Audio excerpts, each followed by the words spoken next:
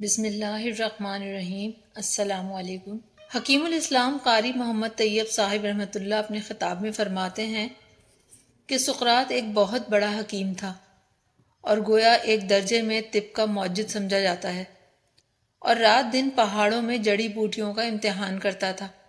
سارا دن گھومتے گھامتے ایک دن ایک دکان پر بیٹھا، دن بھر کا تھکا ہوا تھا، اس کی آنکھ لگ گئی۔ پیر تو زمین پر رکھے ہوئے ہیں اور دکان کے تختے پر بیٹھا ہے، اور نیند آ گئی۔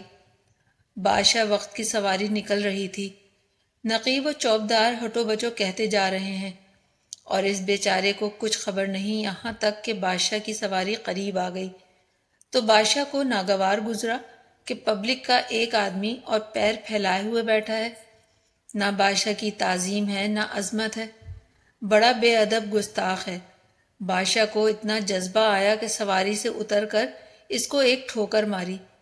اب سقراط کی آنکھ کھلی اور آنکھ مل کر دیکھنے لگا۔ بادشاہ نے کہا کہ جانتا بھی ہے تو کہ میں کون ہوں؟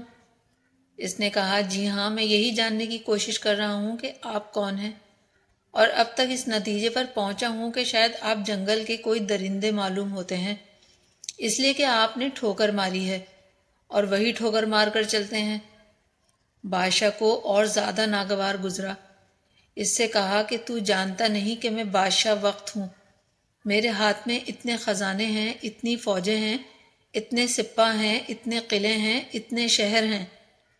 سقراط نے بڑی متانت سے کہا کہ بندہ خدا، تو نے اپنی بڑائی کے لیے فوجوں کو، ہتھیاروں کو، خزانوں کو، روپے کو، پیسے کو پیش کیا، لیکن ان میں سے ایک چیز بھی تیرے اندر کی تو نہیں ہے، سب باہر ہی باہر کی چیزیں ہیں۔ تیرے اندر کیا کمال ہے جس کی وجہ سے تو دعویٰ کرے کہ تو با کمال ہے؟ اس کا مطلب یہ ہے کہ روپے پیسے نے تجھے چھوڑ دیا تو بس تو ذلیل ہو گیا، اب تیری عزت ختم ہو گئی۔ تاج و تخت اتفاق سے پاس نہ ہو تو بس تو ذلیل ہو گیا۔ فوجیں اگر کہیں رہ جائیں اور تو شکار میں آگے بڑھ جائے تو ذلیل ہو جائے، اس لیے کہ فوج تو ہے ہی نہیں۔ یہ کیا عزت ہوئی کہ اندر کچھ نہیں اور بیرونی چیزوں پر دار و مدار رکھے ہوئے ہے۔ تیرے اندر کیا چیز ہے؟ نہ فوجیں تیرے اندر کی ہیں، نہ تخت، نہ تاج تیرے اندر کا ہے۔ تو اگر اپنا کمال بتلاتا ہے اور بڑائی بتلاتا ہے تو اندر کا کمال پیش کر، اگر تیرے اندر واقعی کوئی کمال ہے۔